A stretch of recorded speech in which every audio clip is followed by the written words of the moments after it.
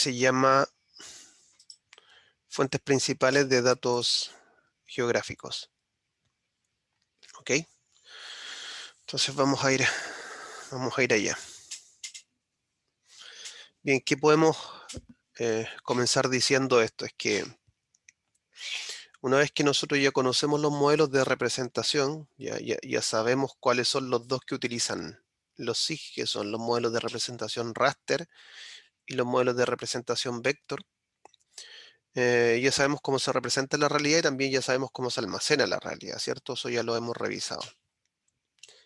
Entonces, viene siendo hora de que estudiemos los distintos métodos que nos permiten llevar a la práctica eh, el proceso de creación de un dato geográfico. También revisamos la diferencia entre un dato y la información geográfica, ¿ya? Entonces vamos justamente a revisar cuál es el proceso de creación de este dato geográfico, ¿ya? Así como los distintos orígenes desde donde se puede generar este dato geográfico. Entonces de eso se trata esta clase.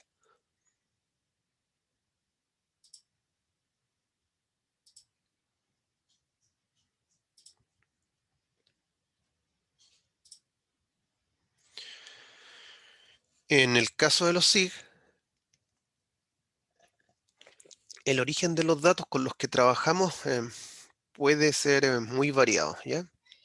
Y puede presentarse en distintas formas. Eh, la metodología que se sigue para recolectar los datos, ¿ya? Los datos geográficos, nos va a condicionar directamente la forma en que los datos geográficos llegan a nosotros, ¿ya? Y por lo tanto, eso también nos va a condicionar el uso que les podamos dar, ¿ya? O las operaciones que debemos realizar o podemos realizar con ellos, ya para realizar un trabajo en particular. Entonces, siempre hay que tener presente el origen de los datos, ¿ya? Para saber ya cómo poder proceder con ellos para trabajarlos. Hace poco tiempo, no hace mucho tiempo, eh, toda la información que se manejaba en un SIG, ¿ya?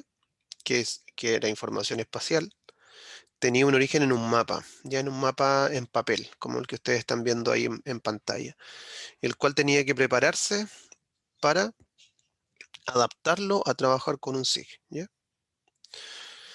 Puesto que los datos que se trabajan en un SIG solo son datos en formato digital, ¿cierto? Por lo tanto, cuando un dato venía en formato papel, pues no era adecuado y había que hacer una serie de procesos entonces para poder justamente adaptarlo para trabajar en un SIG. Entonces, en esos tiempos, una tarea básica era la digitalización, ¿ya? Que era convertir los datos geográficos en formato papel o impreso en datos en formato digital, ya que un SIG pudiera manejar. Eh, Al principio, ¿cierto? Cuando recién salieron los SIG, la disponibilidad de los datos digitales era muy baja, o sea, no habían tantos datos digitalizados, pero lo que sí había era una gran cantidad de datos en formato papel, ya como mapas, cartas o fotografías, ya. Y había que recurrir justamente al proceso de digitalización para pasarlo desde el formato analógico al formato digital. Ya hoy en día, entonces, eh, nos vamos a dar cuenta que la tecnología ha ido avanzando y los datos ya no se producen directamente, perdón, los datos ya se producen directamente en formato digital, ¿ya? Existen muy pocos datos geográficos que se generan en formato papel, ¿ya? Entonces, dado que estos datos se generan en formato digital, pueden ser integrados directamente en un SIG, ya sea para generar una base de datos o ya sea para realizar análisis con ellos. ¿Vale? Entonces, otra cosa importante que tenemos que tener en cuenta ya en esta introducción que estamos hablando es que integrar dentro de un proyecto SIG que nosotros realicemos ya todas las fuentes de datos disponibles. Es una tarea que requiere de un conocimiento detallado de la fuente, es decir, tenemos que saber de dónde provienen esas fuentes, ¿cierto? Cuáles son sus ventajas y sus desventajas, ¿ya? Porque conociendo el origen detallado de estas fuentes, vamos a poder establecer la mejor manera de poder combinarlas, ¿ya? Y de esta manera, entonces, elegir entonces en cada caso la mejor opción disponible para poderla integrar en nuestro proyecto. ¿Ya? Pero eso les puedo decir a modo de introducción de la clase de hoy, que justamente hace algún tiempo la mayoría de los datos eran en formato papel, ¿ya? Pero los datos en formato papel no pueden ser integrados directamente en un SIG. Entonces, de esta manera tenían que pasar por un proceso que se llama digitalización, ¿ya? Que es transformar los datos en papel o los datos en formato analógico a formato digital para que puedan ser incorporados en un SIG.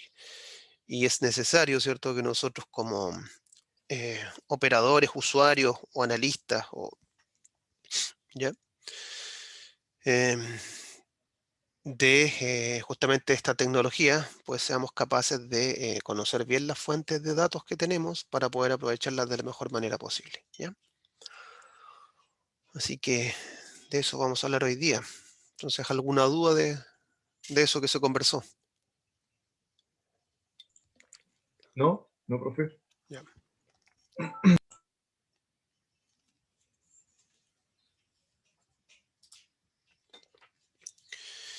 Bien, entonces como estamos hablando de transformar estos datos analógicos a datos digitales, ¿ya? Este proceso tiene una serie de ventajas que es necesario considerar, ¿ya? Para tenerlas claras y así justamente hacer uso de ellas en los sistemas de información geográfica. Y una de las primeras eh, es la sencillez de actualización de los datos geográficos, ¿ya? La cartografía digital es editable y esto implica que se simplifica la introducción de los cambios, ¿ya? Eso lo podemos saber, ¿cierto? Cuando tenemos que modificar un vector o la posición de un punto o la posición de un polígono, pues basta con que, por ejemplo, en una capa de polígono, si la actualizamos, dibujemos de nuevo la frontera, ya que separa una parcela de la otra para modificar justamente esa base de datos, ¿cierto? Si lo pensamos en un mapa analógico, ¿ya? Habría que rehacer todo el mapa, ¿verdad? Si yo quiero modificar los polígonos o quiero modificar las fronteras, ¿ya? Tendría que rehacer todo el mapa, no solamente puedo hacer, no solamente tendría que hacerlo en el polígono en cuestión y tendría que volver a imprimirse el mapa, ¿ya? Entonces, esa es una ventaja. Por otra parte, también, gracias a la división en capas que tenemos en los SIG, ¿ya? Las distintas variables pueden actualizarse a distinto ritmo, ¿ya? Es decir, no necesito actualizarlas todas a la misma vez, ¿ya? Habrán algunas que las actualizaré de forma más rápida y otras de forma más lenta, pensando, por ejemplo, en la actualización de las curvas de nivel, pues serán más lentas que la actualización a lo mejor de la red caminera, ¿ya? ¿Y por qué puedo hacer esto? Bueno, porque las variables son independientes y pueden modificarse por separado. Esto tampoco lo puedo hacer en la cartografía analógica. Otra cosa que también es importante es que, dado que estos sistemas, alguno de ellos ya aún no lo hemos visto, pero es posible, estos sistemas de información geográfica pueden centralizar el acceso a los datos a través de las bases de datos geográficas. Y esta edición y actualización de los datos pueden hacerlas varias personas a la vez de modo concurrente o de manera simultánea, ¿ya? Entonces, si yo trabajo en una organización que tiene una gran base de datos, ¿ya? el acceso a esa base de datos geográfica puede estar centralizada. Y eso implica que muchas personas pueden entrar a editarla de manera simultánea. Es decir, usted puede estar trabajando en la capa de polígonos, ¿ya? Por ejemplo, de sus rodales, ¿ya? O de sus parques naturales, y hay otra persona que a lo mejor puede estar actualizando la capa de las parcelas o la capa de los polígonos de suelos, ¿vale? No habría mayor problema con eso, ¿ya? Cosa que no se puede hacer con un mapa en papel. Ok, entonces esa es una ventaja bastante importante, que es la sencillez de la actualización. Otra ventaja importante es la facilidad de distribución, pues eso también es, si nos ponemos a pensar un poquito entre lo que es analógico y digital, parece obvio, ¿cierto? Y resulta más sencillo y con menos costo distribuir cartografía analógica que digital, ¿ya? Y hoy en día esto puede hacerse mucho más rápido por Internet.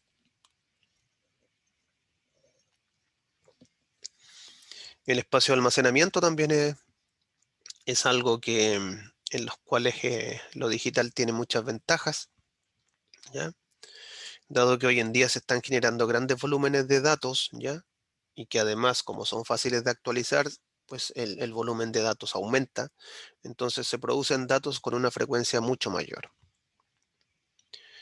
Pero ¿qué pasa? Aunque se produzcan datos con una frecuencia mayor, pues el soporte digital permite almacenar una enorme cantidad de datos, ¿ya? Ocupando una mínima fracción del espacio físico, y cada vez es, es más así, ¿o no? O sea, al inicio del desarrollo de la informática, pues había que almacenar la información en unas cintas de acceso secuencial, que eran unos aparatos tremendos de grandes, ¿cierto? Las cintas ocupaban espacio y también ocupaban espacio los equipos para leerlas. Hoy en día en una memoria flash, no sé, no sé dónde está el estándar hoy en día, puede ser en los 124, no sé, gigas, o no sé si ahora memoria flash es de 250 gigas, ¿vale? Pero es mucha la información que se puede almacenar hoy en día, ¿ya?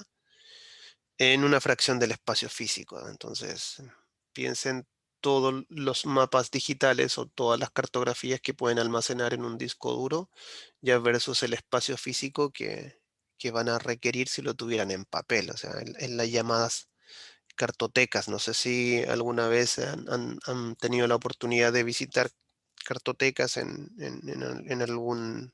alguna biblioteca o universidad.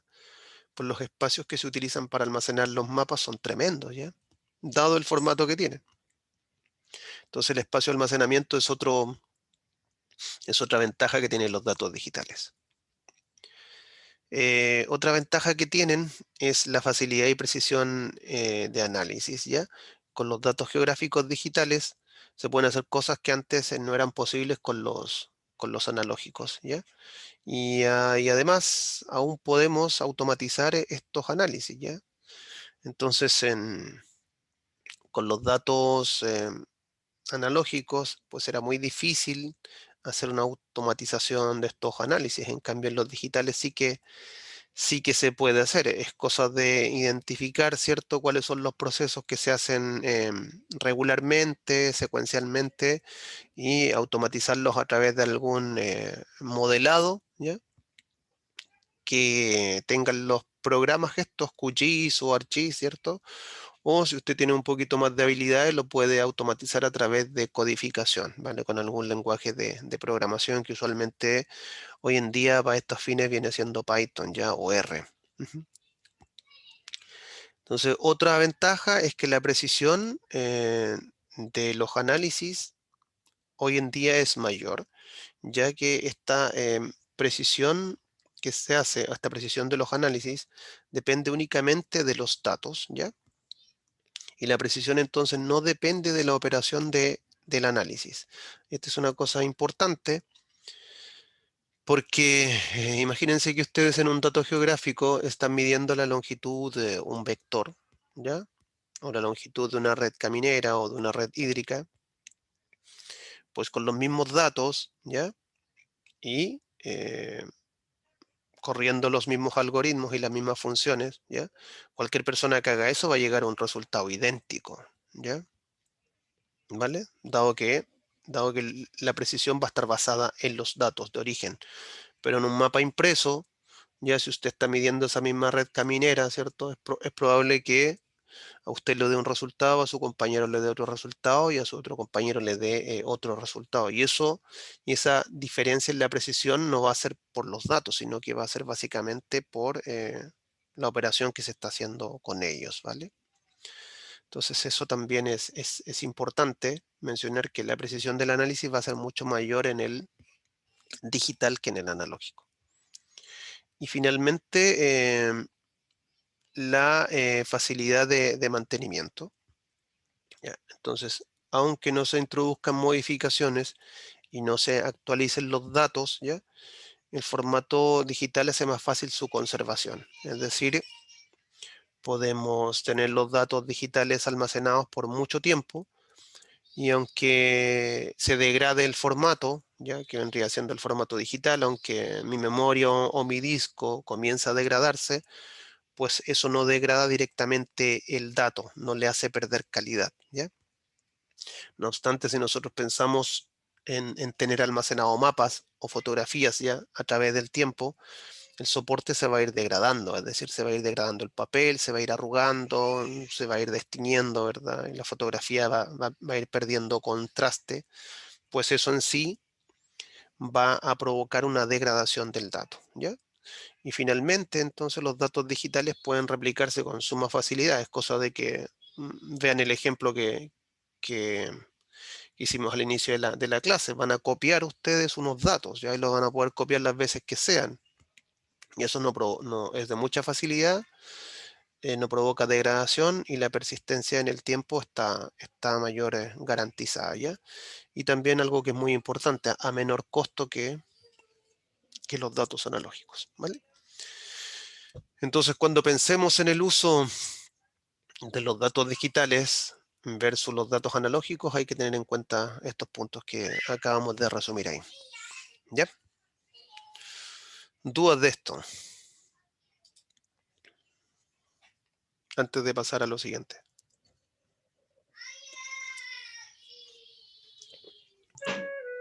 No, profe. Por acá no. Bien, entonces. Ok, entonces vamos a entrar a hablar ahora acerca de las fuentes primarias y secundarias de los datos.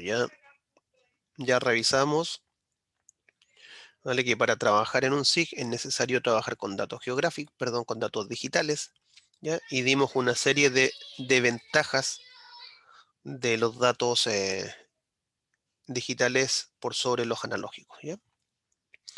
Ahora entonces vamos a hablar de que los datos espaciales que trabajamos en un SIG se pueden diferenciar en dos vertientes y principalmente esa diferenciación se puede hacer por sus fuentes, ¿ya? Esas fuentes las podemos llamar primarias, ¿ya? Si los datos proceden de una fuente primaria y podemos llamarlos secundarios si los datos proceden de una fuente secundaria, ¿vale? Es bastante intuitivo la clasificación, pero la vamos a explicar un poquito acá. Ya, entonces los datos primarios son aquellos datos que podemos emplear en un SIG en su forma original, ¿ya? Y como se pueden emplear de inmediato en su forma original, ya son susceptibles de ser utilizados en operaciones de manejo y análisis que se realizan, perdón, en los SIG, ¿ya? Entonces usted esos datos directamente los involucra o los mete en un SIG, perdón, y puede comenzar a trabajar con ellos directamente sin un paso previo. Entonces, en este grupo se encuentran, por ejemplo, las imágenes satelitales, ya como la que ustedes están viendo a la izquierda. Los datos obtenidos desde un GPS, los datos obtenidos desde un dron o también se llaman UAVs, ¿ya? Los datos de una restitución digital, ¿vale? todos estos datos entonces pueden ser utilizados directamente para trabajar en un SIG. Ya en el otro lado, entonces tenemos los datos secundarios. Los datos secundarios son aquellos datos que vienen de otro tipo de dato previo, ¿ya? El cual no es adecuado para ser utilizado directamente en un SIG, ¿ya? Y en este caso, pues encontramos, por ejemplo, las versiones digitales de los mapas clásicos, ¿ya? Como el que ustedes ven en pantalla. Es una carta topográfica en formato papel, pero antes de entrarla al SIG, pues hubo que digitalizarla, ¿cierto? Entonces, es una fuente secundaria, ¿ya? Entonces, tenemos los mapas clásicos, ¿ya?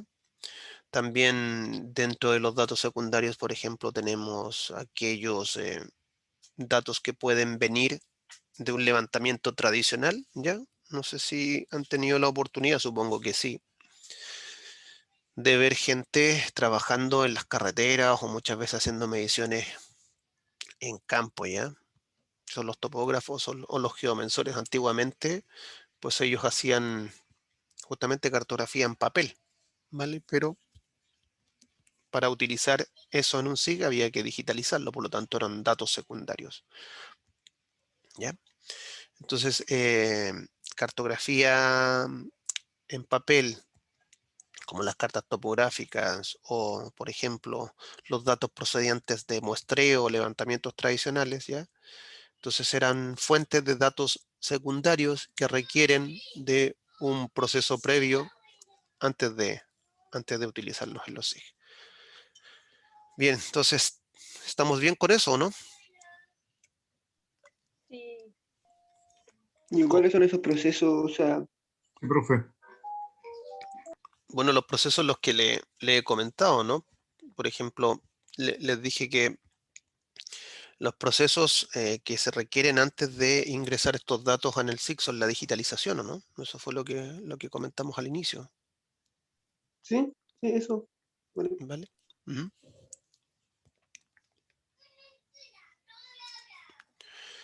Ok, entonces vamos a revisar entonces algunas fuentes primarias y la primera que vamos a revisar, perdón, es la teledetección, ¿ya? Y una definición bastante simple en la que aparece ahí en pantalla, ¿ya? Que podemos entenderla entonces como el estudio, ¿ya? De la característica, bueno, el estudio y también la medida, ¿ya? De la característica de una serie de objetos, ¿ya? Estos objetos pues están sobre la superficie de la Tierra, ¿ya? Y el objetivo de la teledetección es justamente obtener información de estos objetos, ¿ya? Sin tener contacto directo con ellos, ¿ya? Eso es, eh, eso es algo esencial. Cuando yo hago teledetección, lo que estoy haciendo es obtener información de los objetos que están sobre la superficie de la Tierra, pero no tengo contacto directo con ellos, no los necesito tocar, ¿vale? No los necesito tocar para saber, por ejemplo, cuál es su color, cuál es su textura, ¿vale? Y de ahí estimar algunas variables que pueden ser de interés para mi campo. No sé, la gente que trabaja con incendios forestales podrá estimar, por ejemplo, el contenido de humedad de la vegetación. Hay gente que trabaja a lo mejor con conservación, podrá estimar la evapotranspiración de la vegetación. Hay gente que estará más preocupada la topografía, ¿vale? Podrá estimar entonces mapas topográficos, gente que trabaja en operaciones forestales, le servirá para planificar caminos, etcétera. Hay una gama enorme de aplicaciones ya de la teledetección en los recursos naturales, ¿ya? Entonces hay que mencionar que esta teledetección es una fuente de datos primordial en el SIG, ¿ya? Muchos de los datos que nosotros trabajamos hoy en día en los SIG vienen de la teledetección. Los primeros de ellos fueron las fotografías aéreas, ¿ya? Esos fueron el primer producto que se hizo de teledetección. Hoy en día existen otros productos ya más avanzados como las imágenes de satélite ya o los datos de los sensores LIDAR, pero todos se basan en la misma idea de registro de la información, ¿ya? ¿Y cuáles son esas ideas o cuáles son esos principios? Bueno, los principios son los que aparecen ahí en el diagrama, ¿ya? Que para hacer teledetección se requiere de una serie de procesos. en los que vamos a comentar ahora. Primero necesitamos una fuente de radiación, ¿ya? En este caso, pues es el Sol, ¿ya? Esta fuente de radiación, ¿cierto? Emite energía. Esa energía llega al terreno en forma de radiación solar, ¿ya? En forma de luz. Y cuando hay interacción con el terreno o con los objetos en la superficie de la Tierra, existe una perturbación causada por esa interacción. Entonces la energía, esta parte se refleja, parte se absorbe y parte se transmite, ¿ya? Entonces esa interacción es la que la teledetección estudia, ¿ya? Y esa energía entonces, ¿ya? Justamente requiere ser transmitida a través de, pues, de un medio, y en este caso ese medio en el cual se transmite esa energía es la atmósfera, ¿ya? Que está indicado con la letra C. La energía del Sol entonces interactúa con los objetos que están en la superficie de la Tierra, sería la letra B, ¿ya? Y finalmente, entonces, del resultado de esa interacción, el sensor, que sería la letra D, recoge la información y genera, pues, los datos de teledetección que nosotros pues conocemos o ya vamos a conocer, que generalmente son imágenes de satélite y que dentro de los píxeles que generan estas imágenes de satélite se encuentra el valor de la interacción que hay entre la energía solar y los elementos de la superficie de la Tierra, ¿ya? Y eso se llama, ese valor que tiene los píxeles se llama nivel digital o valor de píxel, ¿vale? Ok, pero eso es en términos bien simples la teledetección, ¿vale? Y es una fuente de datos primarios en el SIG, ¿ya? Aquí hay un ejemplo, ¿cierto?, de lo que ustedes pueden esperar como uno de los productos de teledetección. Ya les comenté que dentro de eso están los datos satelitales, ¿ya? Y los datos satelitales, dependiendo del sensor que estemos utilizando, en este caso el que está en pantalla, perdón, es el sensor OLI, que es del satélite Landsat 8, pues permite registrar la información de la interacción entre la energía solar y la superficie de la Tierra en varias bandas, ¿ya? Entonces, esas bandas luego es posible combinarlas con el cañón de color del monitor, y es posible entonces a partir de esa combinación generar composiciones de color como las que ustedes ven ahí en pantalla, que es una composición en color natural, ¿ya? ¿Vale? Entonces, eso sería un ejemplo de un producto de teledetección, que es una imagen de satélite, ¿ya? Que entrega bandas de información como las que están a la izquierda, y cuando yo mezclo esas bandas con los cañones del monitor, pues me entrega una composición en color, que puede ser el color natural, que es el que estoy acostumbrado a ver, pero también puede hacer otro tipo de composiciones en color, que son colores artificiales, que son los colores en falso color, que los vamos a revisar más en profundidad cuando veamos el apartado de teledetección, ¿vale? Pero eso les puedo indicar por ahora. La teledetección entonces es una fuente de datos primaria, ¿ya? Que requiere de esta serie de procesos para generar los datos, y uno de los datos que puedo entregar pues son esos que están ahí. ¿Dudas de cómo la teledetección aporta a los SIG o estamos bien? Bien. Funciona solamente de día entonces, profe, ¿no? Con la luz solar. Funciona de día. Bueno, no hablé también, olvidé un poco mencionarlo porque no quiero meter más detalles de esto, pero también hay teledetección pasiva, que es la que requiere del sol, pero también hay otra teledetección activa, que es la que aparece ahí en el diagrama con las flechas que son bidireccionales. La flecha C viene Ah, del ya. sensor y también va al sensor. Eso significa que hay sensores satelitales que disparan su propia energía y recoger la interacción de esa energía con los objetos de la superficie de la Tierra. Esa se llama teledetección activa, ¿vale? Ya. Bien, O sea, entonces detecta como el espectro, ese satélite, ¿o no? detectan zonas del espectro, ¿vale? Detectan zonas del Ya, espectro. Hay algunos satélites que tienen mayor capacidad que otros, ¿vale? Y eso se ve reflejado en el número de las bandas, ¿ya? ya. Gracias, ¿Ok? profe. Entonces, estábamos hablando de la teledetección pasiva y ahora, bueno, vamos a dar un poquito de detalle de la teledetección activa, ya que entró al punto ya a conversación.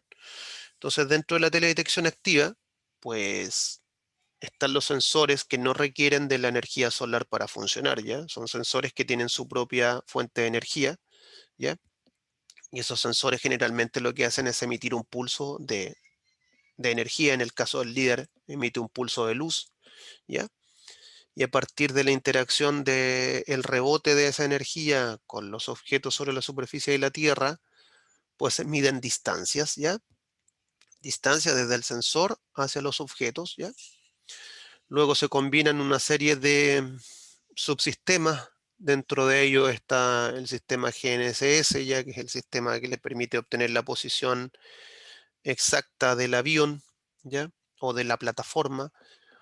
El IMU, que es un sensor que permite registrar los movimientos del avión en términos de alabeo, cabeceo, trayectoria y deriva, ¿vale? Está el láser, que es el que dispara el pulso, y está el escáner, el que hace la deflexión de los puntos a ambos lados de la trayectoria de la plataforma. Cuando se generan todas esas cosas, entonces el LiDAR produce una nube de puntos tridimensionales que representa la posición de los objetos sobre la cual rebotaron los puntos emitidos, ¿ya? Entonces, esta es otra tecnología de teledetección, pero a diferencia de la anterior, es una teledetección activa, ¿ya? No requiere de la luz solar y generalmente va aportada en aviones, también en plataformas satelitales. Últimamente también existen LiDAR terrestres y también hay LiDAR que se montan ahora en los drones, ¿vale? Pero lo que hace esta tecnología es que dispara haces de luz y registra luego el rebote de esos haces de luz sobre los objetos, ¿ya? A partir de la gran cantidad de haces de luz que produce esto, permite una descripción detallada entonces, pues, de la estructura o tridimensionalmente de los objetos. Eso es lo que produce LiDAR, ¿ya? Entonces, en términos generales, produce una nube de puntos 3D como la que están viendo hacia la izquierda, ¿ya? En la izquierda, entonces, hay una zona forestal. Se aprecia entonces el rebote de esos pulsos sobre los árboles. Ya los árboles son esos elementos que ustedes ven de color verde y amarillo, ¿vale? Y a partir del análisis, pues de esa nube de puntos, ¿ya? Nosotros podemos generar variables, ¿ya? Y dos variables esenciales que se generan con LIDAR son el modelo digital de superficies, que es el DMS o el DCM, y también el modelo digital de elevaciones, que es el DEM, ¿ya? Entonces, el modelo digital de superficie es básicamente pues un modelo de todos los objetos que están sobre la superficie de la Tierra, ¿ya? Llámense vegetación o llámense estructuras humanas, ¿ya? Y el modelo digital de elevaciones es quitar todos los objetos de la superficie y quedarnos solamente como la superficie, ¿ya? ¿Ya?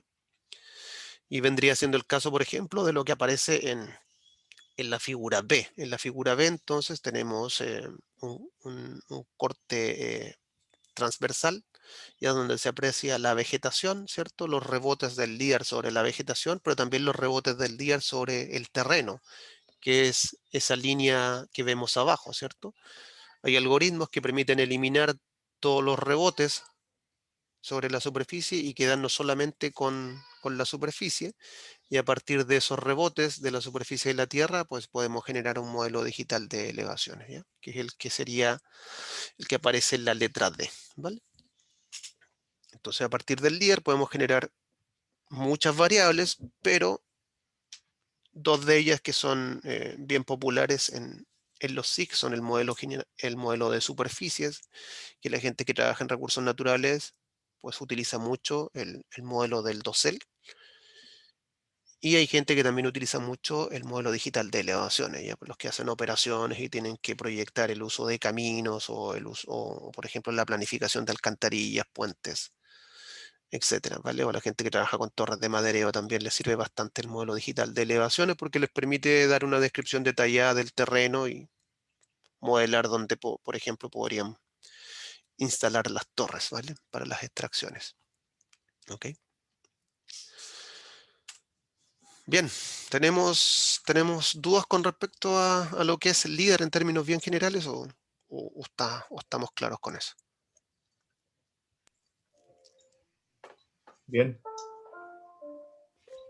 por Ok. acá bien. Profe, Sí, entonces la superficie mide como el terreno más o sea, sin la vegetación, perdón, pero el DMS. el DMS es el modelo digital de superficie, ¿ya? Y en el fondo es la modelación de todos los objetos que están sobre la superficie. Como le indiqué, esos objetos pueden ser de índole natural como también Ah, ya, ya. artificial. O sea, si a usted le interesa, por ejemplo, la vegetación, trabajará con un modelo digital del dosel, ¿vale? Pero si usted, por ejemplo, es del área, no sé, que está más vinculado al trabajo con las ciudades, a lo mejor va a trabajar con modelos que tienen que ver con, no sé, pues con la distribución vertical a lo mejor de los edificios, ¿vale? O, no sé, de otro El, tipo de estructuras, ¿ok? el DMS es el que está en la imagen C. El DMS, sí y no, ¿vale? Lo que está en la imagen C es todo, ¿vale? Es tanto, ahí creo que falló un poco en la diapositiva, ¿vale? Hágase la idea de que el DMS sería sacar todo lo que está, toda la superficie de la Tierra, solamente se quedaría con los objetos que están sobre la superficie de la Tierra. Si puede hacer una abstracción, sacaría la parte gris y se quedaría solamente con la parte oscura, ¿ya? Que sería como la modelación de la Ah, vegetación, ya. ¿no? ¿Ya?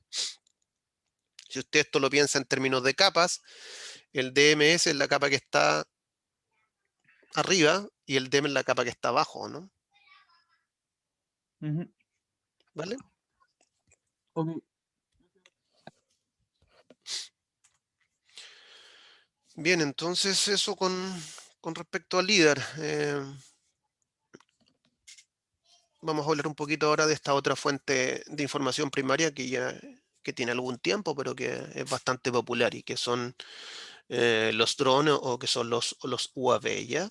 Y es una tecnología de teledetección pasiva que utiliza los principios de la fotogrametría tradicional integrado con un campo del conocimiento que se llama visión por máquina, ¿ya? Para a través de la fotogrametría y la visión por máquina obtener datos con un alto nivel de detalle, ¿ya? Que podemos eh,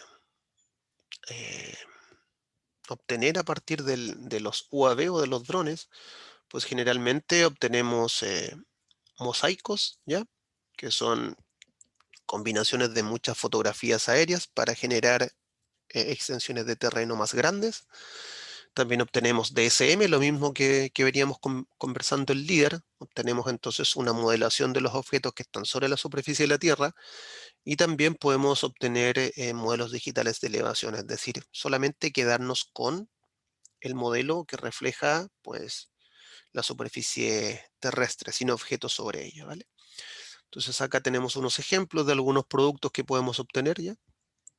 Ahí hay una modelación por ejemplo, de una estepa de Acacia caben, ¿cierto? Es posible entonces modelar o reconstruir, ¿cierto?, la posición de esos árboles sobre esta estepa, y luego es posible, pues, separarlos del fondo, ¿ya? Y entonces, si podemos separar los árboles del fondo, ¿ya? Los que aparecen ahí abajo en color amarillo, pues entonces podemos cuantificarlo, ¿cierto?, en términos de número, en términos de densidad, en términos, ¿cierto?, de volumen o de copa, o de forma de la copa, ¿cierto? Lo otro que también podemos hacer es que, dado que esta tecnología permite generar mosaicos ya de alta resolución, generalmente los datos que se entregan con drones poseen muy alta resolución espacial, ¿cierto? Generalmente son píxeles de algunos metros o de algunos centímetros. Entonces, ¿qué podemos hacer con eso? Pues generar mosaicos con, con alto nivel de detalle que luego, por ejemplo, podemos utilizar para hacer clasificaciones, ¿ya? ¿Cierto? Podemos aquí hacer una clasificación de esta imagen y saber cuánto corresponde a pasto, ya que es lo que corresponde a árboles, a matorrales, a suelo desnudo o a agua, ¿vale? Que eso es importante de cara, por ejemplo, a los sistemas de clasificación de la Tierra, o también podríamos utilizar esta misma información para hacer actualización de cartografía, ¿ya? Ok, Profe, ¿sí? ¿a qué se refiere con teledetección? No escuché. ¿A qué se refiere con teledetección pasiva? Eh, pues lo que habíamos comentado acá, ¿o no? Que es una técnica, ¿cierto?, que requiere de una fuente de energía externa, como el sol, para que ilumine los objetos que están sobre la superficie de la Tierra, ¿ya? Entonces, si usted no tiene esa fuente de energía externa como el sol, ¿ya?, usted no podría obtener esa imagen, ¿cierto? Porque las imágenes se forman a partir de la interacción de la luz con los objetos. Usted puede ver los objetos en su habitación o en su entorno porque la luz rebota sobre esos objetos y ese rebote de la luz va a sus ojos, ¿cierto? Cuando usted llega a la noche o apaga la luz de su habitación, no hay luz que esté rebotando en los objetos, por lo tanto usted no puede ver en la noche, ¿o no?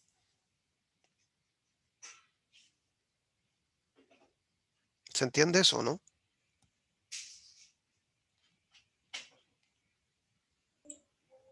Dice que sí, profe, en el chat. Vale. Pero hay otros sensores que no requieren de la luz del sol, ¿vale? Y pueden incluso funcionar de noche. Ahí está el LIDAR y ahí está el radar, ¿ya? El radar particularmente, al igual que el LIDAR, ellos envían desde su sensor un pulso de energía. Ese pulso de energía rebota en los objetos, ¿ya? Y ese rebote es el que capturan los sensores. Y a partir de ese rebote, pues los sensores pueden, por ejemplo, tener o reconstruir, ¿cierto?, una visión de estos objetos, ¿vale? Por lo tanto, hablamos de teledetección pasiva, teledetección activa, y lo que estaba hablando acá, pues, es que los drones, ¿cierto?, que trabajan con cámaras fotográficas, todo esto que hacen los drones lo hacen a partir de cámaras fotográficas, pero la cámara fotográfica también es un sensor de teledetección pasiva. Si no hay luz solar u otro tipo de luz, pues no pueden obtener imágenes, ¿cierto? Porque finalmente no hay ningún reflejo de luz sobre los objetos, ¿vale? Pero esa es la gran clasificación entre teledetección activa y teledetección pasiva, ¿ya? Hay una que requiere energía Profe, externa y hay otra que no requiere energía externa.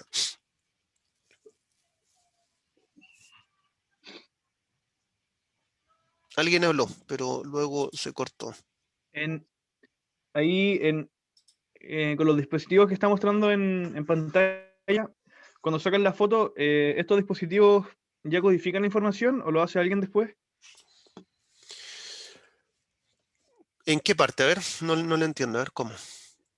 Por ejemplo, dice que los UAP sacan fotos al terreno con un Sí, dron, por ejemplo. sí, lo que estamos viendo acá. Esto es un mosaico que es básicamente una zona compuesta de varias fotos. Eso es lo que Mi pregunta es si ya la información, por ejemplo, como el mosaico que está a la derecha, lo tiene Eso que está acá, que, eso que está acá. sí, Ya. lo genera alguien o la misma máquina lo hace automáticamente. Generalmente lo genera alguien hoy en día. Es que también ahí hay dos vertientes. Hay una clasificación que se llama automática y otra que se llama supervisada. Bueno, puede usar las dos, pero es muy común que hoy en día todavía se siga usando la clasificación supervisada. Es decir, esto que está aquí, bueno, no lo expliqué porque es un producto de esto, pero generalmente aquí intervino la mano del hombre, ya sea para clasificarlo, ¿vale? O ya sea para dibujar sobre ello. Gracias. Ujú.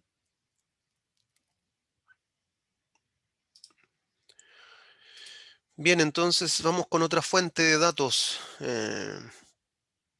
para tratar entonces de hacer un break antes de que comience la ayudantía. Otra fuente de datos primaria bueno, son los GNSS, ¿ya?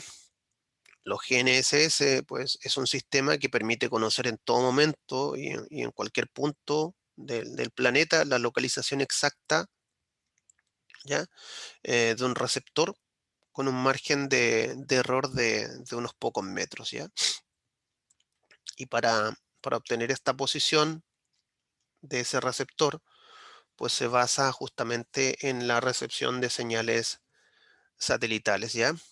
Entre el satélite y un dispositivo que se encuentra en un punto concreto. Entonces, a partir ya de la relación que se establece entre las distancias, ¿ya? Desde los satélites hacia el receptor, es posible determinar la posición en el espacio de este receptor. Ya eso es en términos más o menos bien generales y simples, cómo se determina la posición en un GPS, ¿ya?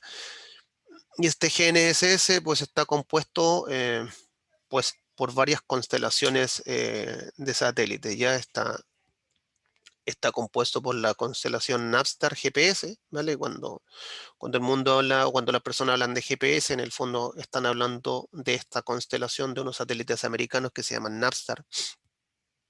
Pero hoy en día también hay un sistema GPS, ¿ya? Que se llama GLONASS, que lo tienen a cargo la gente de Rusia. Hay otro sistema de GPS que se llama Compass, que lo trabajan los chinos, y la Unión Europea tiene su propio sistema de GPS que se llama Galileo.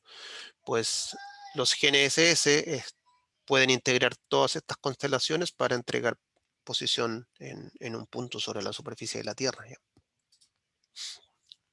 Entonces vamos a revisar acá, en particular, pues uno, ya que es el sistema GPS, que es el que generalmente toda la gente pues ya conoce, ya de manera natural, ya porque lo utilizan en sus dispositivos o en su auto, ¿cierto? O por ejemplo en otros equipos, no sé, que utilizan para recreación o para ocio, ¿vale? Entonces los GPS están compuestos de tres segmentos, ¿ya? Para su funcionamiento. El primero ya es el segmento espacial, donde están los satélites que están orbitando la Tierra, ¿ya? Generalmente a 20.000 kilómetros, hay 24 satélites orbitando. Hay estaciones de control que están distribuidas a través del mundo, y ahí en estas estaciones de control ya lo que se hacen es recibir información de los satélites, pero también enviar información de corrección a los satélites, ¿ya? Desde aquí hacia allá y desde aquí hacia acá, ¿ya? Y también hay otro segmento que se llama el segmento usuario, ahí estamos nosotros, ¿ya? Entonces, en ese segmento usuario, lo que hacemos es nosotros, pues, con los receptores recibimos la información de los satélites y a partir entonces, como yo les dije, de las distancias calculadas entre el satélite y el receptor, es posible entonces determinar la posición de este receptor, que es básicamente la posición que nosotros obtenemos cuando utilizamos un GPS, ¿vale? Pero estos son los segmentos, ¿ya? Usuario, nosotros, satélites en el espacio y segmento control, que es el que lleva la administración de estos satélites, los que nos permite entonces determinar la posición en la superficie de la Tierra con los GPS, ¿cierto? Y bueno, acá vamos a comentar un poquito acerca de los tipos de receptores, porque son importantes poder diferenciarlos y saber para qué nos van a servir, ¿ya?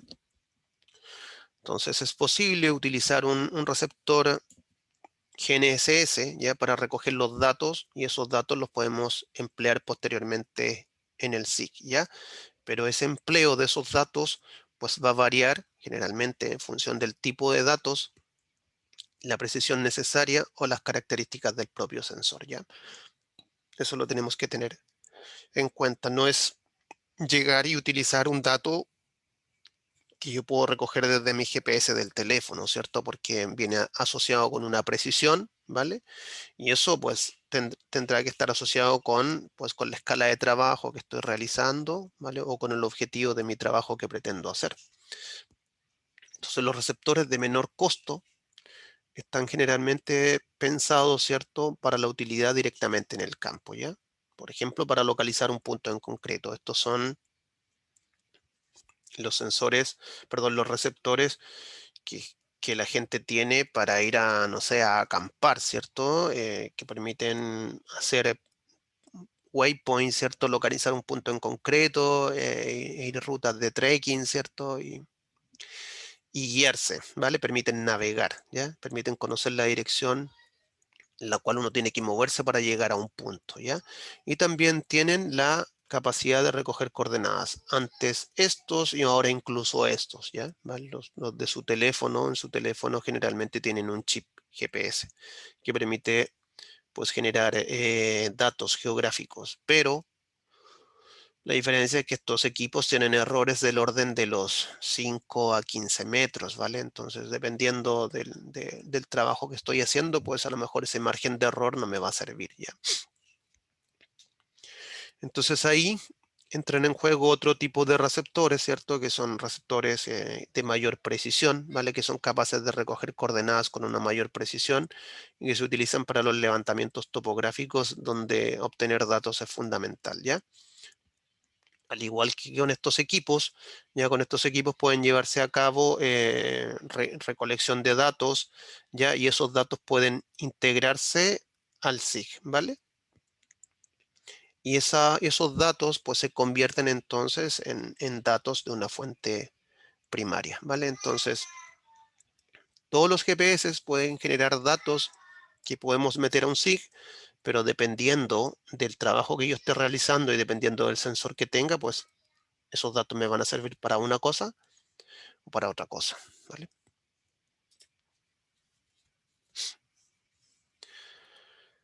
Ok, y entonces, a ver, ¿qué vamos a decir también aquí antes de hacer un break? Es que muchos trabajos de campo requieren entonces que tomemos datos, ¿ya? Perdón, muchos trabajos requieren que tomemos datos en el campo. En realidad esa era la frase ya. Y esa toma de datos del campo generalmente pasa por la medición de coordenadas. Y esta medición de coordenadas puede realizarse con los equipos GNSS o GPS, ¿ya? Y la información de estas coordenadas, pues, puede derivarse o puede integrarse posteriormente en un SIG. Entonces, lo que vemos en pantalla aquí, ¿vale? Es a una persona, ¿cierto?, que trabajó con un GPS o con un GNSS e hizo una ruta, ¿vale? Capturó los puntos en el campo y luego vació estos puntos en un entorno de trabajo que es QGIS, ¿vale? Aquí entonces tenemos las coordenadas geográficas de estos puntos reflejados en X e y también es posible que en el mismo lugar haya registrado algún atributo de interés, ya que puede ser, por ejemplo, pensemos que estas pueden ser parcelas de muestreo de un inventario o que pueden ser, por ejemplo, parcelas de biodiversidad y en cada uno de estos puntos a lo mejor se recogió información acerca de las especies presentes o de el número de árboles o la densidad de árboles, ¿vale? Entonces, esta capacidad de recoger las coordenadas, ¿vale? Además de los datos o de los atributos, hace que los GPS o los GNSS entonces sean una fuente de datos primaria que se pueden incorporar a un SIG y son más útiles cuando además de las coordenadas, pues nosotros recogemos otra información en el campo, ¿cierto? Que puede ser la clasificación de una especie. Aquí estaba la especie roja, aquí estaba la especie azul, ¿vale? Y eso se refleja en la base de datos temática, ¿vale? Y eso, entonces, vamos a hacer un alto ahora, ¿ya? Para justamente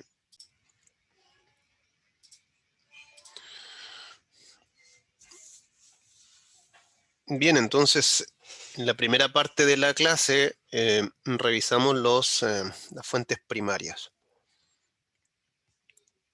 Ahora nos corresponde las fuentes secundarias, ¿ya? Y lo que habíamos mencionado también recientemente era que al inicio del uso de los SIG había pocos datos digitales, pero había muchos datos que estaban impresos, ¿ya? Pero como eran impresos, no se trataba de datos que estaban pensados para utilizarlos dentro de un SIG. Y de hecho, la estructura de un dato impreso pues no permite utilizarlo, ¿ya? Hay que pensar que estos están en formato papel y para trabajar en un SIG necesitamos datos en formato digital. Entonces, por lo tanto, la cartografía impresa es una clara fuente de datos secundaria. ¿Ya? Y incluso hoy en día, esto es una fuente de datos que aún es muy numerosa, ¿cierto? Y así pensamos que la cartografía viene realizándose hace muchos años atrás. Es muy probable que de zonas muy remotas todavía esta sea la única fuente de información que tengamos, ¿vale? Bien, entonces el tema es que para poder utilizar en este tipo de información en un SIG, hay que incorporarla dentro de un SIG. Y para incorporarla, pues tendríamos que utilizar pues los dos modelos de representación que ya conocemos, ya que son el modelo de representación raster y modelo de representación vectorial, ¿ya? En el modelo raster, ¿cierto? Las fotografías aéreas y los mapas entonces pues calzan adecuadamente, ¿cierto? Pensemos que cuando digitalizamos una imagen o una fotografía, esta entra en forma de justamente una matriz de datos compuesta por filas y columnas, y justamente esa es la representación que utiliza el modelo raster, ¿ya? ¿Ok? Y luego, si a partir de el trabajo sobre esa imagen, ¿ya? Somos capaces de generar algunos elementos vectoriales, ¿cierto? Representado por puntos, líneas y polígonos, ahí ya estaríamos trabajando pues, con el otro modelo.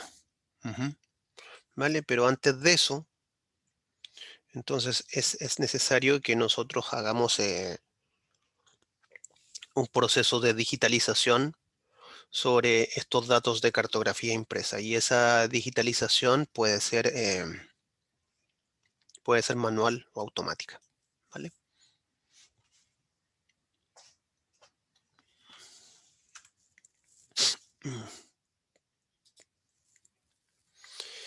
En el caso de la digitalización manual, ¿ya? Es la forma más básica de crear información digital a partir de un documento cartográfico que está impreso, ¿ya? En este tipo de digitalización lo que se hace es que un operario trabaja directamente sobre la fuente cartográfica y el trabajo de este operario pues se traduce en la creación de una nueva capa, ¿ya? A través de la utilización de un equipo que es capaz de convertir el trabajo del operario en información necesaria para crear dicha capa, ¿ya? Entonces la digitalización manual es muy costosa y ahí el resultado de esta digitalización es muy variable, ¿ya? El resultado tanto en términos de precisión espacial es muy variable, ya que depende de la experiencia del operario y de las condiciones del operario, ¿ya? Y eso, por ejemplo, tiene que ver con el cansancio que a lo mejor tenga el operario, las circunstancias personales que tenga el operario, ¿cierto? La experiencia que tenga el operario. Y también depende de las condiciones del material, es decir, si el material que se está digitalizando está en buenas condiciones o no, está arrugado, tiene pliegues, ya, etcétera. ¿Ya? Por el contrario, ¿cierto? A diferencia de la, a diferencia de la precisión espacial, ¿ya? El reconocimiento de las entidades que se pueden realizar sobre, este tipo de material en la digitalización manual es bastante fiable, ¿ya? Porque, por ejemplo, si se trata de un mapa, ya, es muy difícil que en un mapa las personas pues se equivoquen en identificar los objetos, porque ya los objetos ya están identificados en un mapa.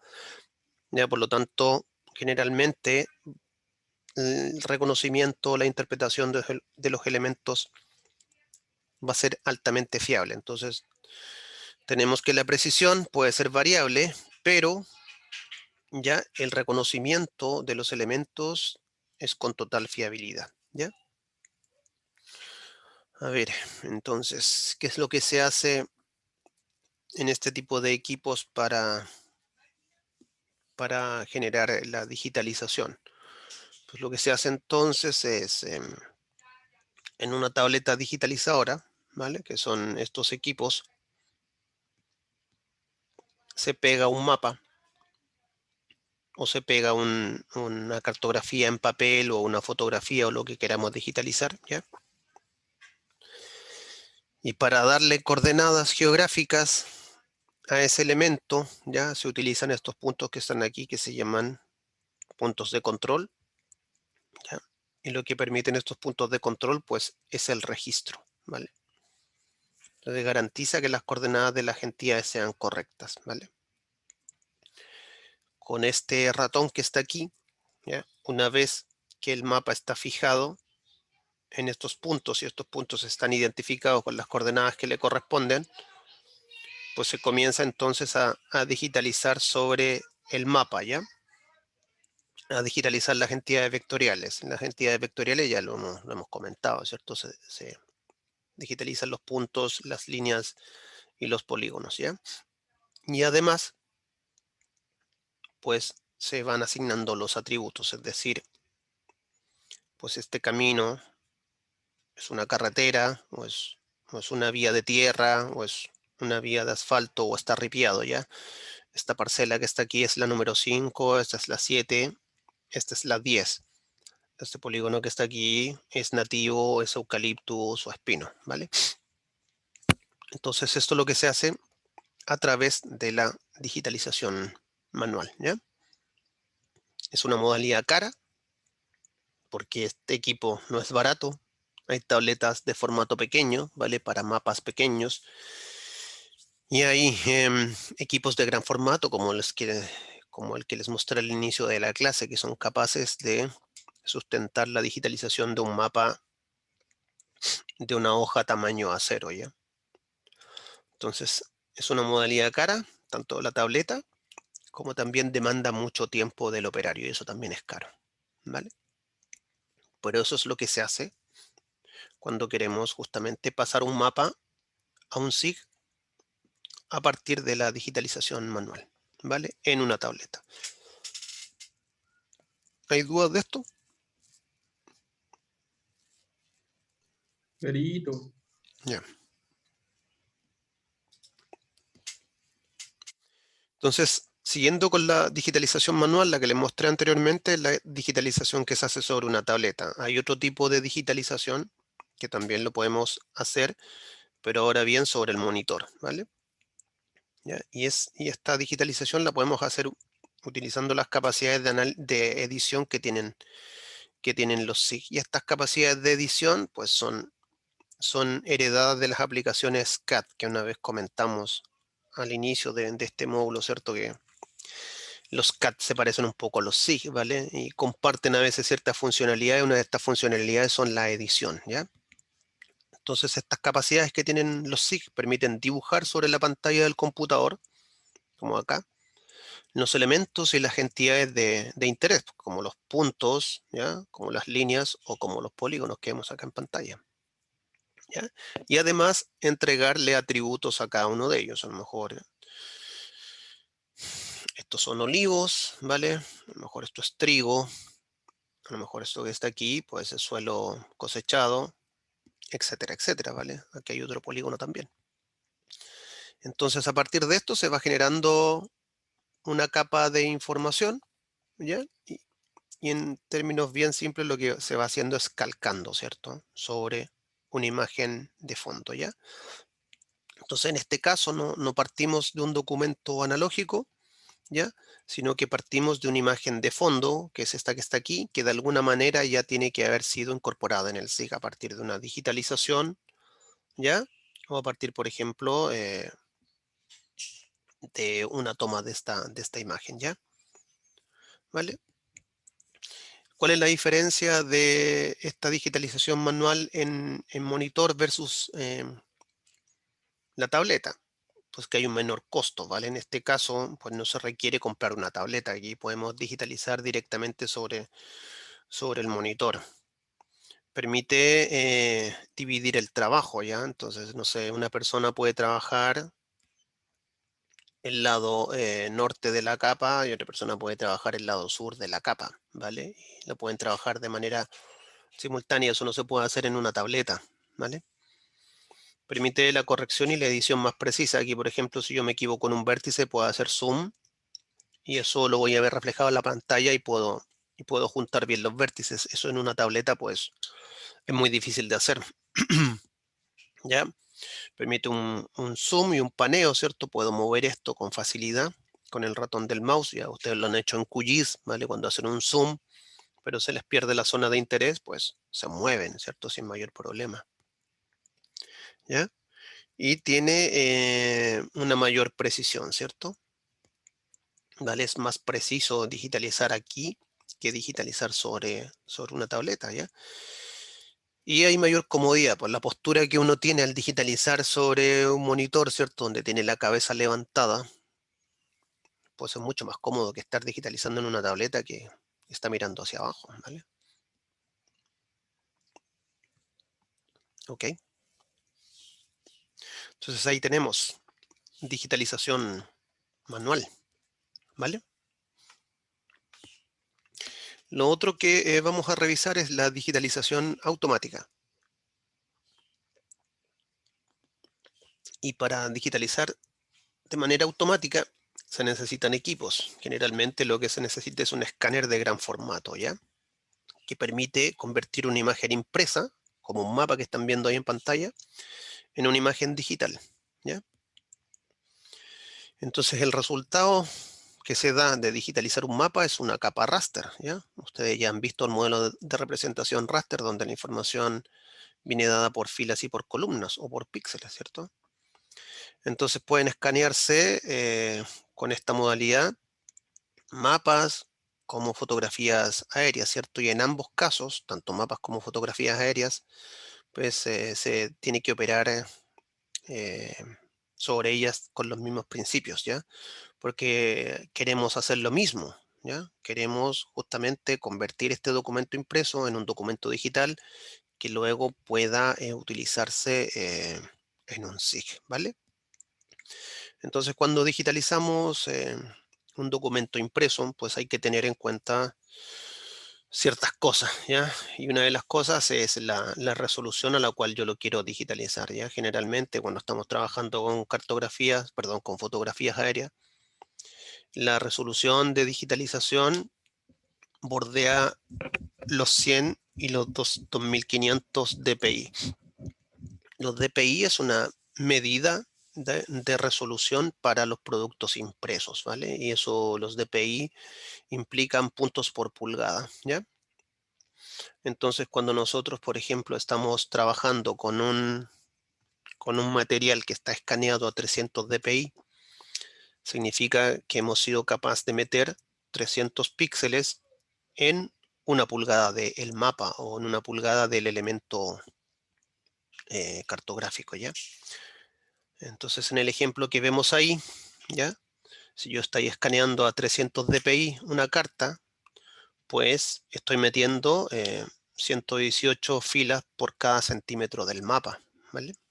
Eso es un poco la relación que tenemos que hacer. Si estamos trabajando con un mapa a escala 1.50.000 o 1.25.000, pues lo que tenemos que hacer es la siguiente relación. Ya en 1.50.000, pues tenemos que un centímetro pues representa 500 metros, ¿vale? Y si dividimos esos 500 metros por 118, vamos a tener que cada fila o cada píxel de la imagen va a representar 4.24 metros, ¿vale? Eso es lo que tenemos que tener en claro cuando trabajemos con mapas digitalizados, ¿ya? Entonces, es necesario que nosotros pensemos en la resolución, ya que garantice que los objetos de la imagen ya sean distinguibles con claridad. Es decir, si yo tengo un mapa y yo requiero ver los objetos de ese mapa, ¿ok? No sé, algunos polígonos, entonces necesito digitalizarlos a una escala, ¿vale? O a una resolución que me permita justamente distinguir estos elementos con claridad. Entonces, eso es una cosa. Y la otra cosa también es que hay que tener cuidado con darle demasiada resolución al escaneo, ¿ya? Porque lo máximo de detalle que usted va a obtener, ¿ya? Va a ser la mínima unidad cartografiable que tiene esa carta. ¿Qué quiero decir?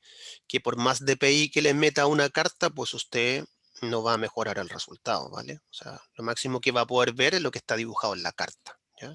No es que ampliando vaya a ver más cosas, pero sí en lo opuesto tiene que tener cuidado, ¿cierto? Si digitaliza una carta con muy pocos DPI, pues el nivel de detalle que va a haber ahí no va a ser suficiente, ¿ya?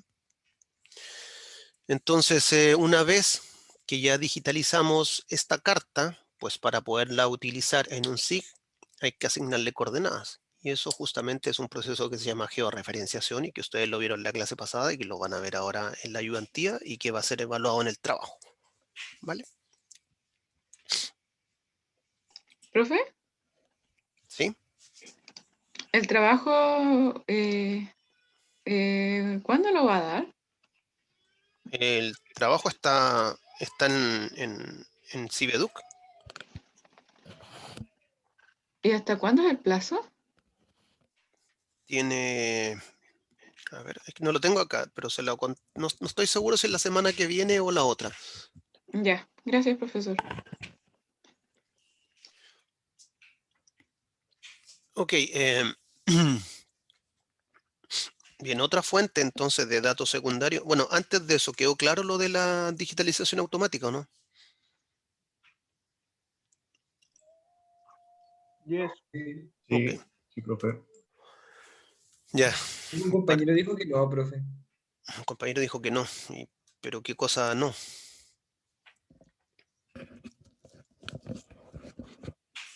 A ver, no sé si puedo ver el chat acá. El chat. No lo puedo ver, ya cuando estoy compartiendo la pantalla. ¿No hay duda en el chat? Ah, entonces estamos. Ya. Ya, entonces otra fuente secundaria de datos para un SIG es la fotogrametría. La fotogrametría es una técnica ya que define con precisión la forma y dimensiones de los objetos en el espacio, ¿ya? Y para eso utiliza, pues, varias fotografías, ya como las que estamos viendo acá en pantalla. Ya dentro de la fotogrametría hay un proceso que se llama restitución y que permite entonces, a partir de estos modelos que se crean con las fotografías, pues generar capas vectoriales o tridimensionales, ¿ya?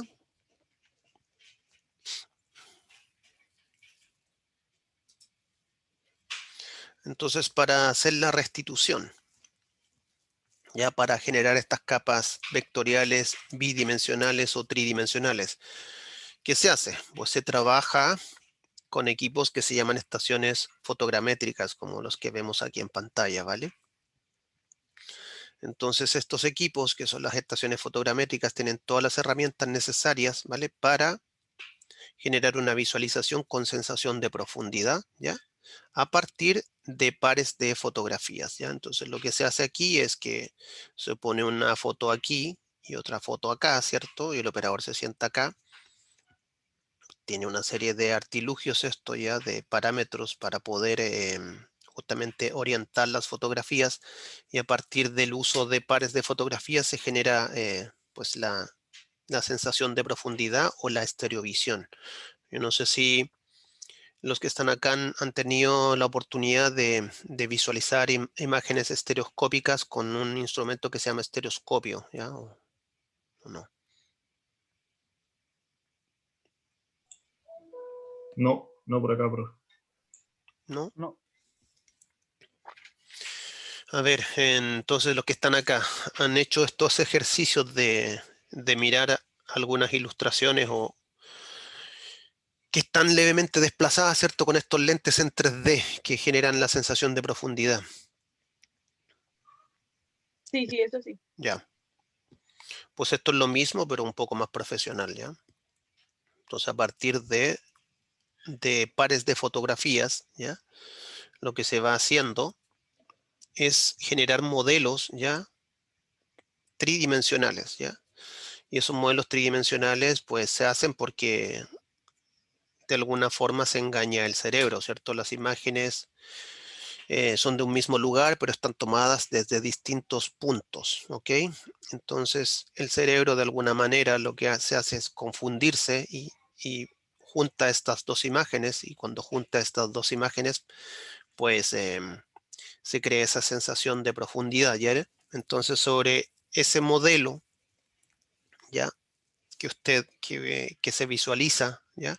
Que son estas maquetas, ¿vale? Que cuando usted ven con estos lentes tridimensionales, pues también ven estos modelos que tienen sensación de profundidad. Pues con este instrumento, con el mouse, con el monitor y con otra serie de elementos que hay acá, pues los operarios pueden ir dibujando, por ejemplo, la posición de los caminos, la posición de las casas, las curvas de nivel sobre el relieve, ¿vale? Generalmente lo que pasa aquí es que los programas encargados de realizar y representar la escena son programas de la estación fotogramétrica ya, y el resultado de esos programas, que son las capas vectoriales, se pasan directamente al SIG, ¿vale? Pero eso es lo que se hace en la fotogrametría y particularmente en el proceso de restitución, ¿cierto? Se utilizan estas fotografías generalmente aéreas, antes por los aviones, ahora más por los drones, ¿ya? Y se generan estos modelos estereoscópicos donde pues se pueden comenzar a digitalizar elementos y generar capas vectoriales, ¿vale? Que luego se traspasan al SIG. Entonces, ¿qué pasa? Pues tenemos el avión, ¿cierto? Que va volando, va tomando las fotografías, ¿ya? Estas fotografías tienen un traslape importante, esto no lo hemos visto porque es básicamente fotogrametría, perdón, pero eso qué significa que esta foto de aquí comparte aproximadamente un 80% de la otra foto, y esta que está aquí pues comparte un 80% de la otra, ¿vale? Entonces cada zona del territorio es fotografiada dos veces, ¿ya? Como es fotografiada dos veces y desde distinto ángulo, pues se pueden generar entonces mosaicos y modelos tridimensionales como el que está aquí, y sobre estos modelos tridimensionales pues se pueden comenzar entonces a digitalizar los elementos de interés como las curvas de nivel que están acá. Y esto es lo que pasa finalmente a un SIG, ¿vale? Pero como no pasa directamente, se conoce entonces como fuente secundaria. Bien, entonces, eso es lo que teníamos para hoy, ¿eh? Hemos revisado hoy el tema de los datos geográficos, ¿ya? Y comentamos que hay datos geográficos de fuentes primarias y de fuentes secundarias. Los de fuentes primarias son aquellos que por su origen se pueden utilizar directamente en un SIG, ¿vale? Y los de fuentes secundarias son aquellos que también por su origen tienen que pasar por una serie de etapas previas antes de incorporarlos directamente a un SIG. Revisamos entonces que dentro de los primarios está la teledetección, activa y pasiva, ¿cierto? Están los GPS. Y creo que ahí, ¿sí? ¿Verdad? Y en los fuentes de datos secundarios vimos que un proceso esencial es la digitalización. Hay digitalización manual y hay otra automática. Pero en ambos casos los datos tienen que pasar por un proceso de georreferenciación, ¿ya? Y que es justamente lo que van a ver ahora en la ayudantía y lo que se va a evaluar en el trabajo, ¿vale? Pero eso era